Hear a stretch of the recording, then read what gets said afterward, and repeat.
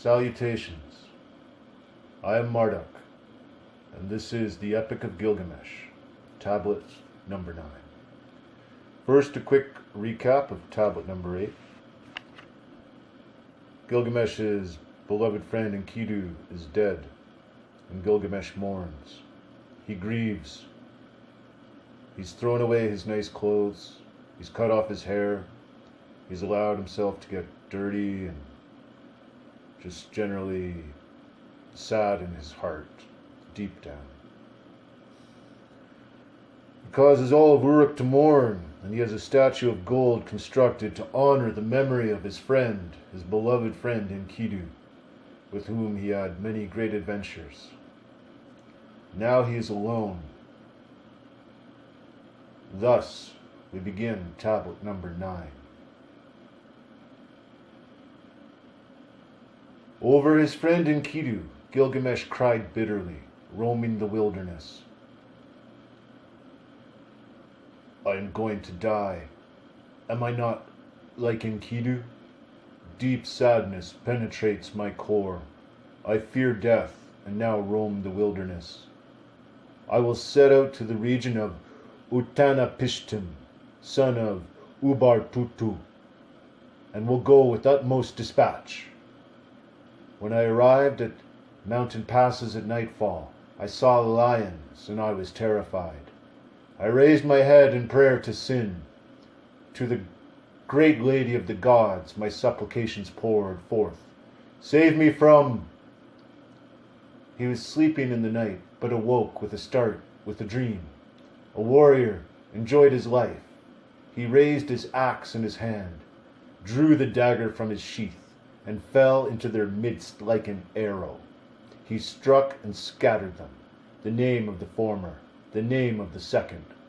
26 lines are missing here, telling the beginning of his quest. The scorpion beings. The mount is called Mashu.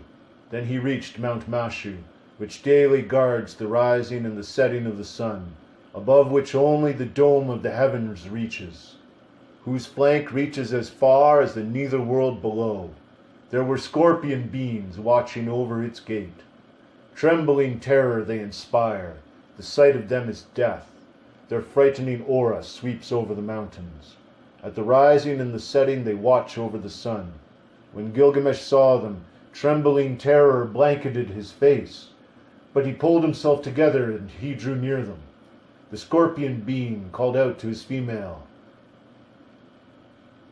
"He who comes to us, his body is the flesh of gods."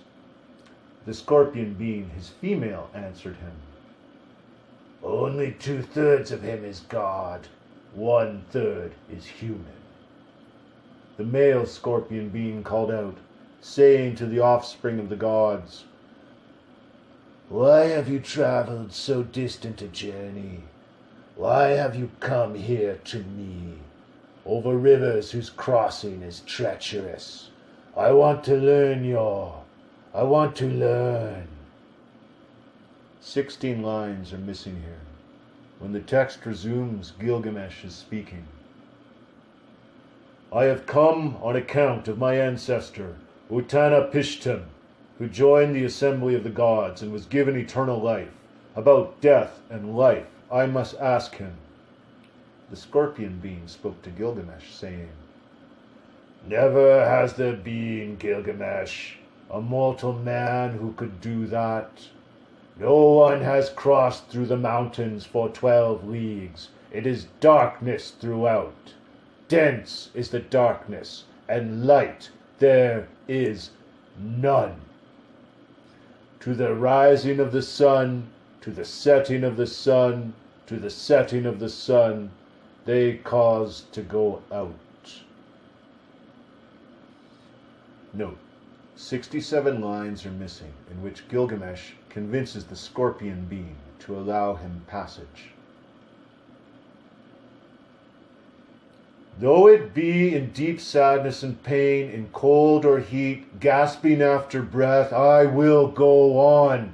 Now, open the gate. The scorpion being spoke to Gilgamesh, saying, Go on, Gilgamesh. fear not. The Mashu Mountains I give to you freely. The mountains, the ranges you may traverse. In safety may your feet carry you to the gate of the mountain, to the rising of the sun, to the setting of the sun, to the setting of the sun, they cause to go out. Note, 67 lines are missing, in which Gilgamesh convinces the scorpion being to allow him passage.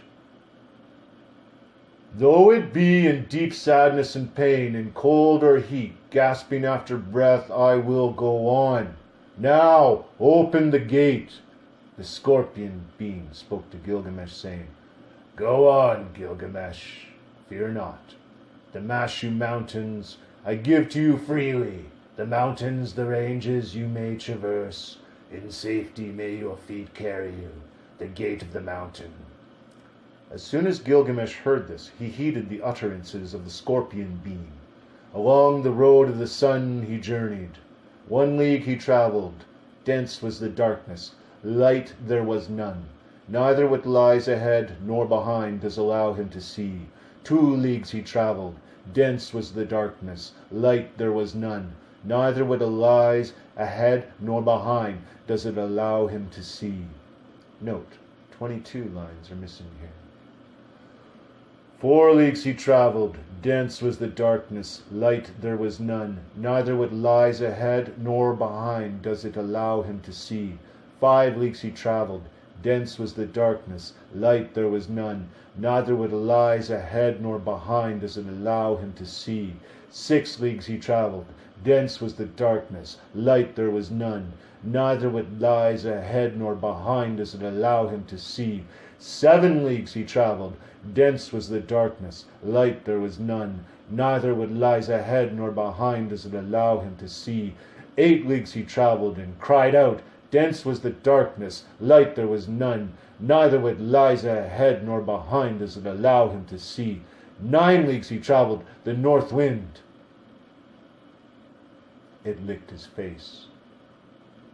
Dense was the darkness, light there was none, neither what lies ahead nor behind does it allow him to see. 10 leagues he travelled, is near.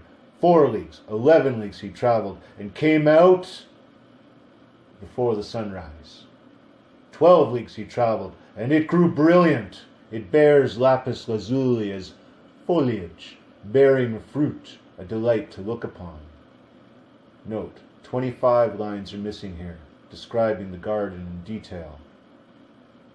The fragments say, cedar, agate, of the sea, lapis lazuli, like thorns and briars, carnelian, rubies, hematite, like emeralds of the sea. Gilgamesh, on walking onward, raised his eyes and saw the end of Tablet 9. Please join me next time as we continue Gilgamesh's journey. Thank you for listening, and take care.